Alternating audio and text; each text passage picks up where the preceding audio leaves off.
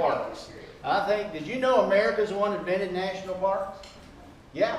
All those old countries that you opened up, the kings had all the special land, but they didn't let the people. But in America said, we give people, it's not just for the rich people, we're going to protect some of this for everybody to see. And I think it's a wonderful idea, and we have some tremendous national and state parks in America. And I say that to say this, I did this a few years ago. Some people don't like our national parks, and they criticize them, and they give them 1-star reviews.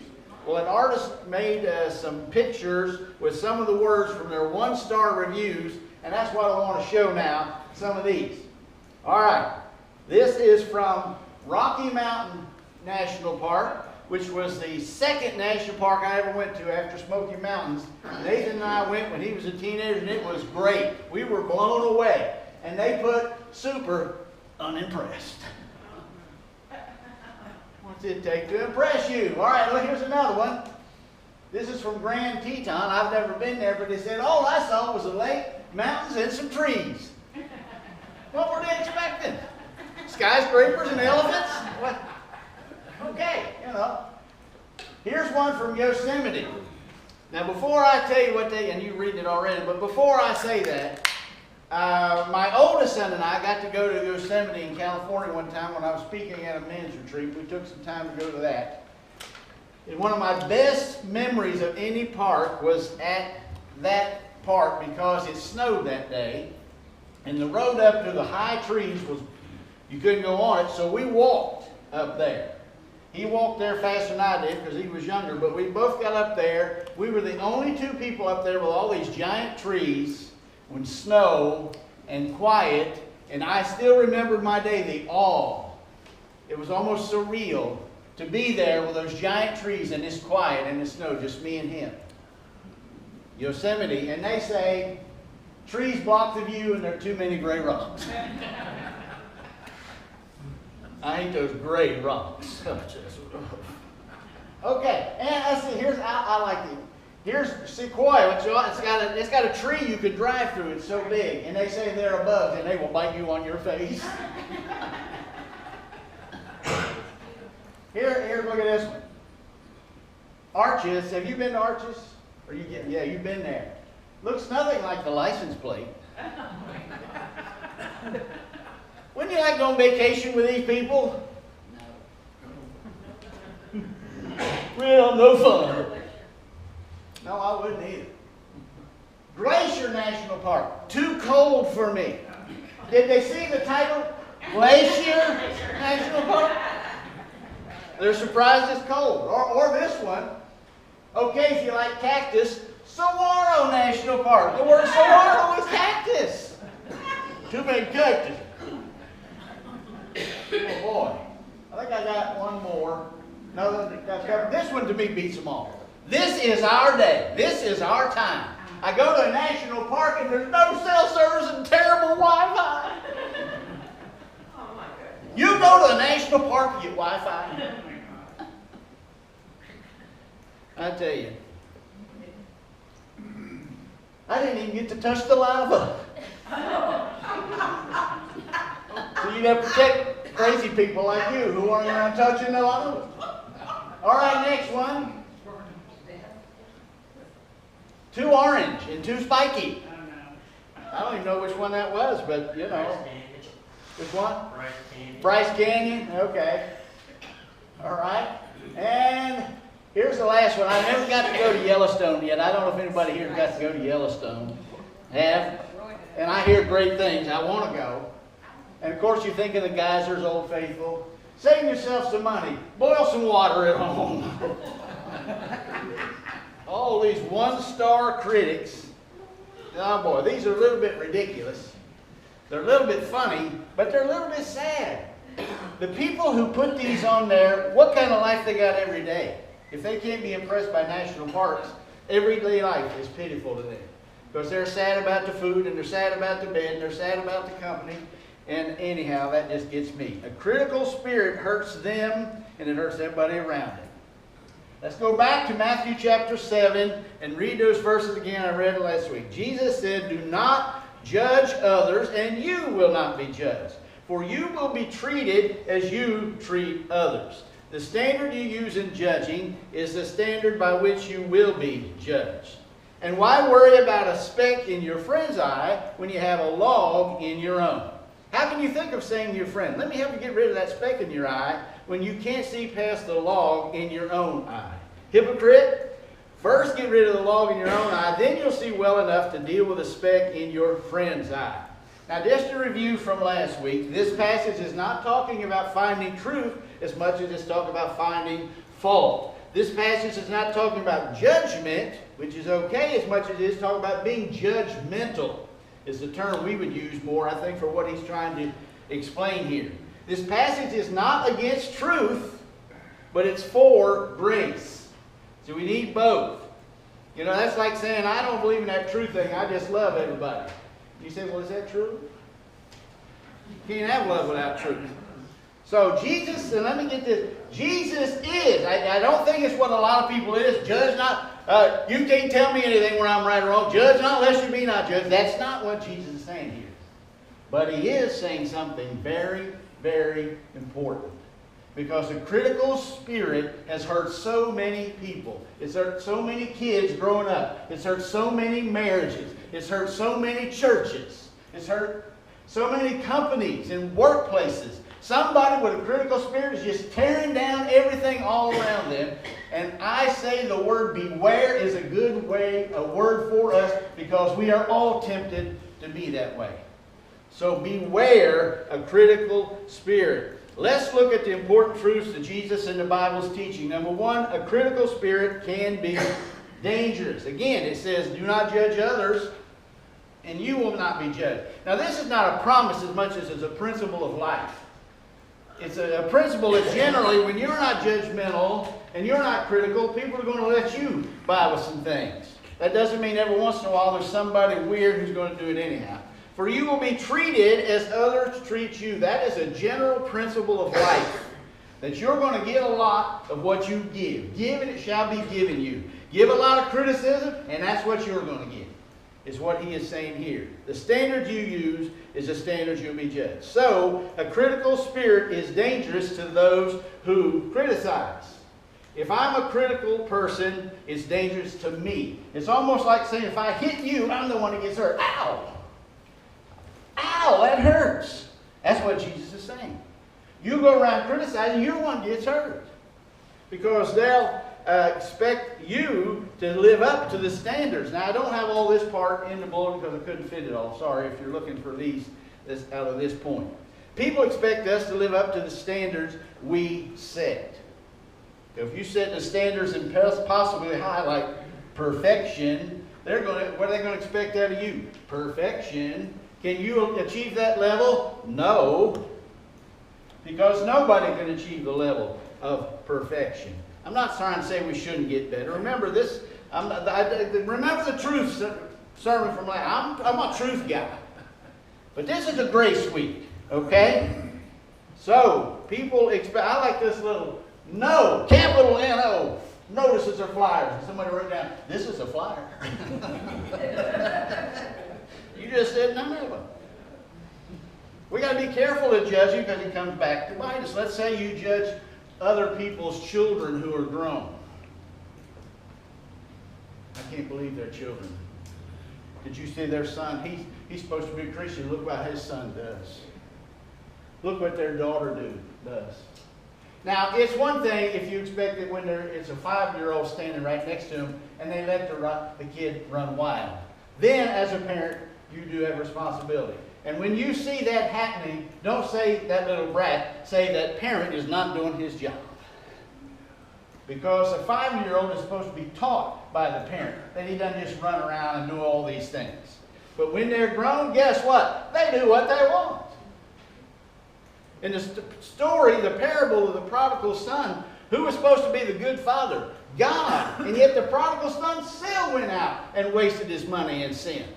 Even though God is supposed to be the father. Because God gave us a free will. So judging other people's grown children is a dangerous thing. They may judge yours. Because we never know what our own kids are going to do. Or judging when somebody else makes a mistake in driving or speaking or pray. Which leads to my next point. A critical spirit causes the criticizer to expect criticism. All right, so what are you saying there? If I'm critical all the time, you know what? I'm expecting other people to be critical of me. If I'm talking about everybody about them behind their back, that's what I'm expecting other people to do about me. And what does that cause me to do? Not take any chances to get criticized.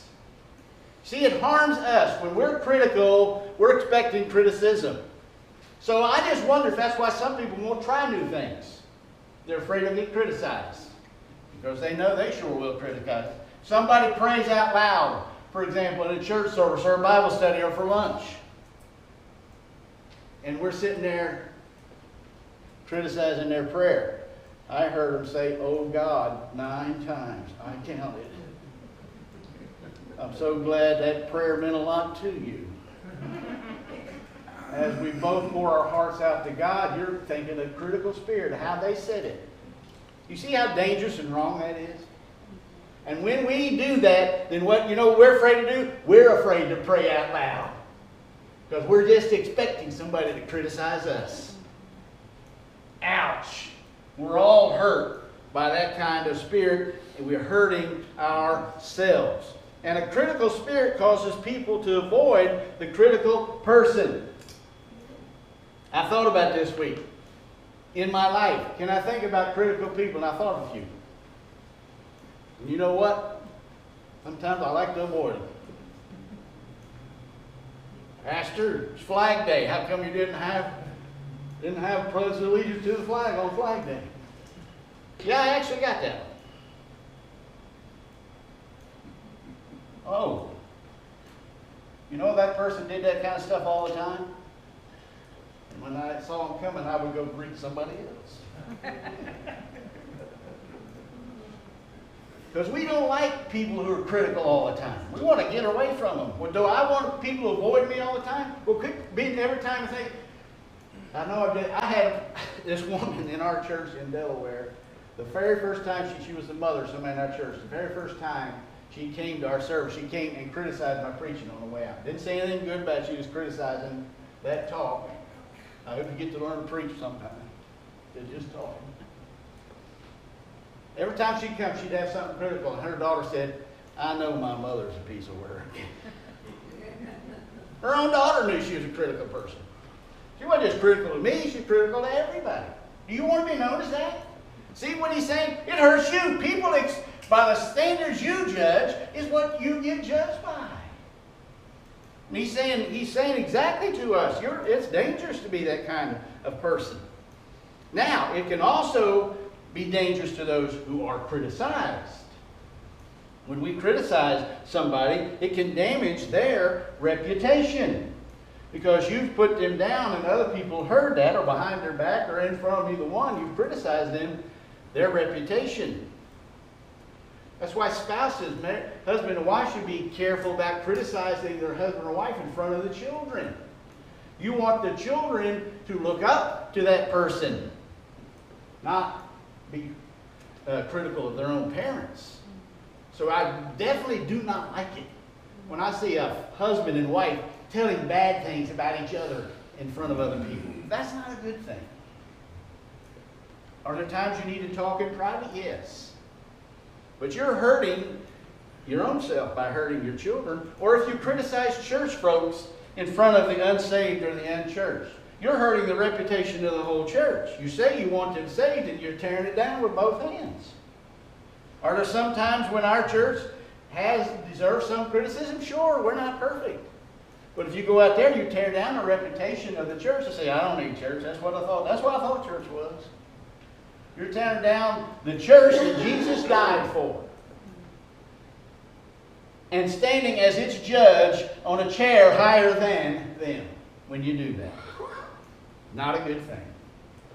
If there are things we need to deal with, let's deal with that as a church family. As Jesus said, first one-on-one and then a group and on and on.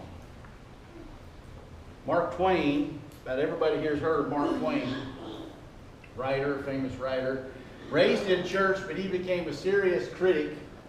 He ended up believing in God, but he just didn't believe Jesus was the Son of God or rose again, or he didn't believe in the church. It was all corrupt. So he married, but when he got married, he married a Christian woman from a Christian family, Olivia. They called her Livy. Pretended he was, sort of put on. He went to church, put on like he was a Christian, till after their marriage. Then he proceeded to write things, tell things, tore down the church. Later on, as she was dying of disease, he said, Livy, if it helps you, cling to your faith. And she said, I don't have any faith anymore. Because he tore it down. And then when his own daughter died, she didn't have any. He ended his life in bitterness and sadness, by the way. And he didn't have to. This is it's not exactly, but it gets the point to me of how we just want to tell somebody when they're wrong when we don't need to. A true story from 2019. A woman named Debbie Stevens, 47, she was on a paper route, like 4 in the morning, delivering papers. A flash flood came up and washed her car into where she couldn't get out. And so she called 911. The 911 call lasted 22 minutes, but the woman who answered it was her last day. Maybe she thought my last day, or maybe she was always like this. But the dispatcher, Donna Renault, when the lady said, the lady who called said, I'm afraid, I don't know how to swim, and I'm afraid, I'm scared I'm going to drown. And she said, she replied flippantly, they're going to get there. When they get there, you're not going to die, so shut up. And she said, well, I'm scared. I've never had anything happen to me like this before. And then she said, well, this will teach you. You don't drive into water. I don't see how you didn't see it. You had to go right over it, so...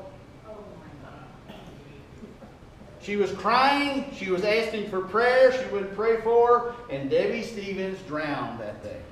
Oh. Well, some of the last words she got were criticism of, you should have done better. Now, maybe she should have. I don't know. I don't know. Who knows if she saw the water or not? But is really that the time to deal with it? Sometimes we want to put it in so much we criticize people we don't even need to. And so, we got to be careful about that kind of criticism. It hurts. It hurts us. It hurts them.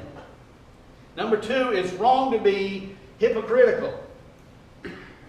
Why worry about the speck in your friend's eye when you have a log in your own? And yes, I think Jesus was having humor here. I think in that crowd on the Sermon on the Mount, when he got to this part, they were snickering and laughing.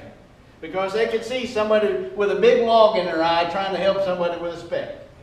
And Jesus is trying to show how silly that was.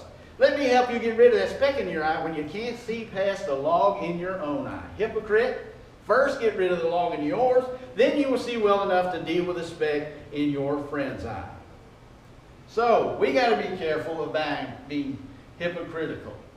If I were to come here today and come up, with my suit off and maybe my glasses up, I guess maybe I have big splotch of dirt, and I said, Diane, your hat is crooked. I'm tired of that crooked hat. I wish you'd get it straightened out, church. I'm just kidding, Diane, so don't get mad at me. Okay. You know, what a hypocrite I'd be about a crooked hat when I look like this. See? That's what Jesus is trying to say there. That is just crazy. We see big faults or little faults in others as big. They just have a little thing, but boy, it's huge. Or maybe you have a particular concern about waiters and waitstaff, and they only tip 10%. I can't believe those cheapskates. Well, I'm not going to get in debate on how much you should tip. But it ain't your business to call them a name on a simple thing like that, on how much somebody tips. You tip what you want. Don't go around calling, and I'm not going to tell you that I do tip more than that. But anyhow, I noticed they gained a few pounds. They have no discipline. How do you know? Maybe it's something the way in their gene. Who knows all the time? But for us to go around judging that they have no discipline on a little thing like a few pounds, that's not right. Well, anyhow, I got a few more, but I'm going to leave them. We see little faults as big, but we see big faults that we have as little. So what if I cuss and yell and break things and get angry? That's just my personality. And we justify ourselves in our temper and our anger and don't realize how intimidating that can be. Or maybe we do and that's what we want, to intimidate people. I'm telling you, that's a big thing. In certain places, for you to try to go around intimidating others with threats of violence, and we don't know what you're going to do, that's a big fault. Don't justify it yourself and then look at others. And I know because I sometimes have had to deal with anger. Oh yes, I vandalized the church, but they deserved it. They teach against what I believe. Did you know there's been a big uptake in vandalizing of churches after the Supreme Court of abortion ruling? You don't hear that from a lot of the media because that's not their agenda. But yeah, a lot of people didn't like the abortion ruling, so they're going to take it out on churches and justify themselves. Well, maybe I do make fun of a lot of people and put them down, but my father did it to me, and look how good I turned out. Yeah, you turned out real good. But, you know, all I'm saying is we are tempted to justify ourselves as we criticize others for little things. And this is what Jesus is saying is hypocritical. And let me read these three things, and these are very important. I don't even know if I put them up here or not. It seems to say here that the most critical people have the biggest sin. The most critical got the law.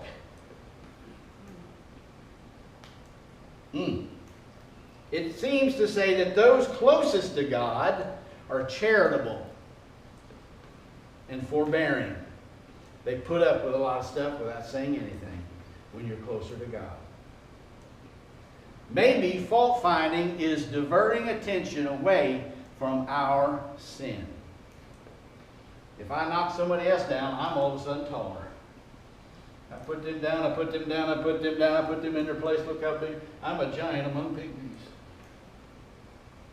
We had a guy in our church, a couple that came to every service, very faithful. Took part. One Sunday, the husband wasn't there. I mean, they were there every Sunday. So I just said, well, oh, miss, I won't say the name. Is he okay? He said he ain't coming back. I said, what? Why not? He got mad at the song the choir sang last week. Didn't like it. I called him, he didn't answer. Next week, he left his wife for another woman. I wonder if it really was the choir song.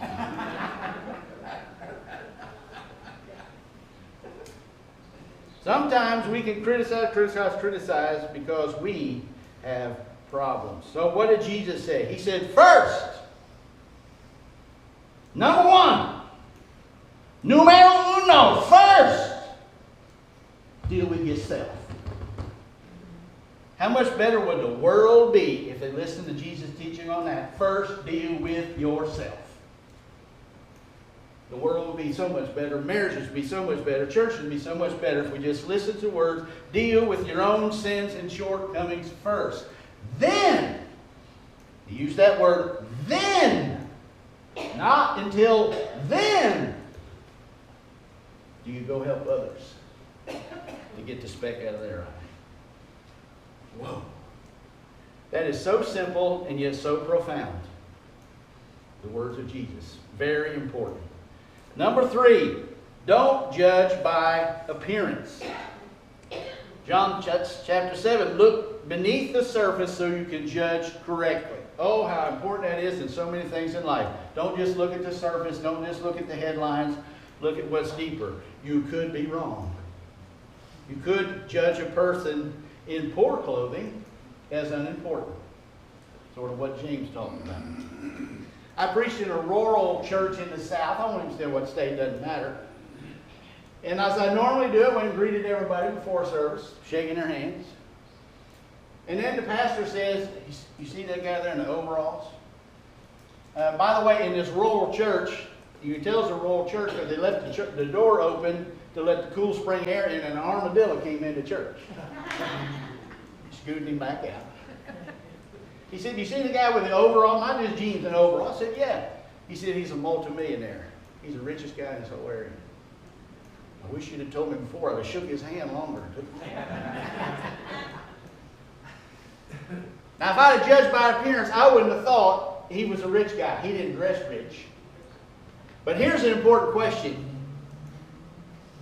Would he have been unimportant if he wasn't rich? Did being rich make him any more important? No. Remember what C.S. Lewis said? You've never met an unimportant person.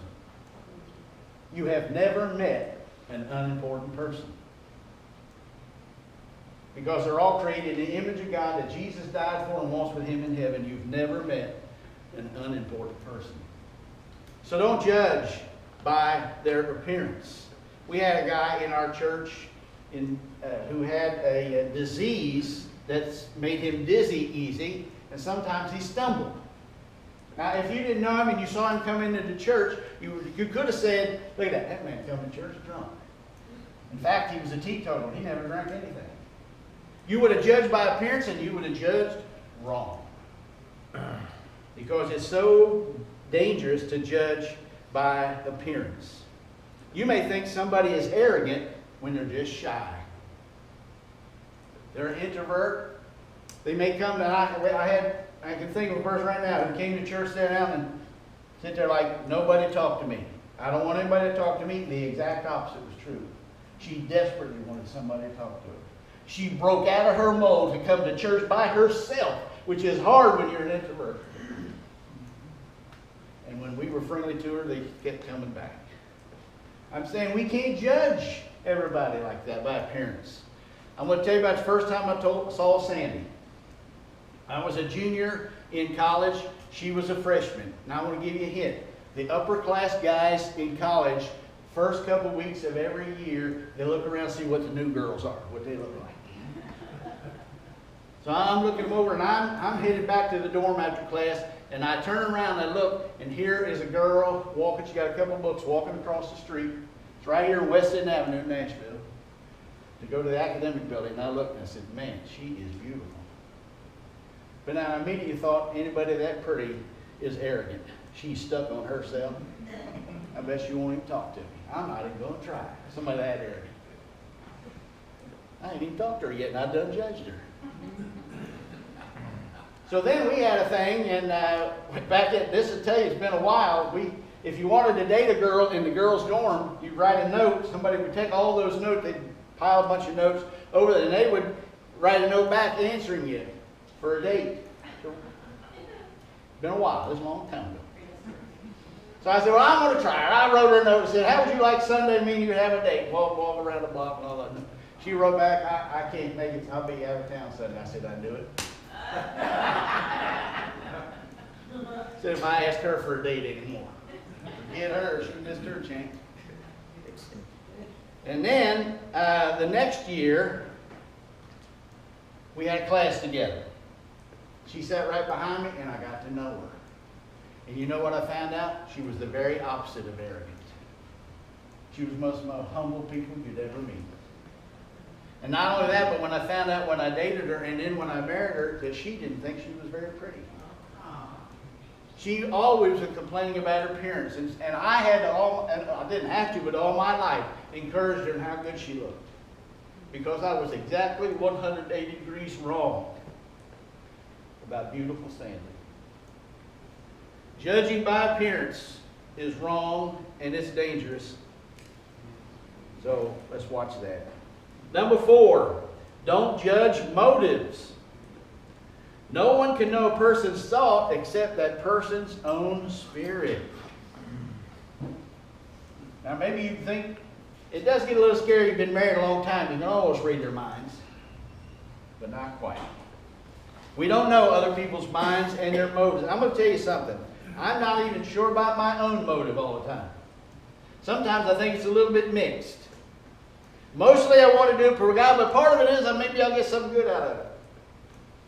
So if I can't even understand my own motives all the time, how in the world can I judge your motive? You're just doing that because you want something out of it or something. How do we know their motives? We don't. And so we need to be careful about judging motives. Number 5, don't judge harshly. Galatians 6 said, dear brothers and sisters, if another believer is overcome by some sin, stop right there. This is a believer, but they get in sin. I wish that weren't so. I'm not promoting it, not in favor of it. But there's a danger for us of getting overcome by some sin. You who are godly should gently and humbly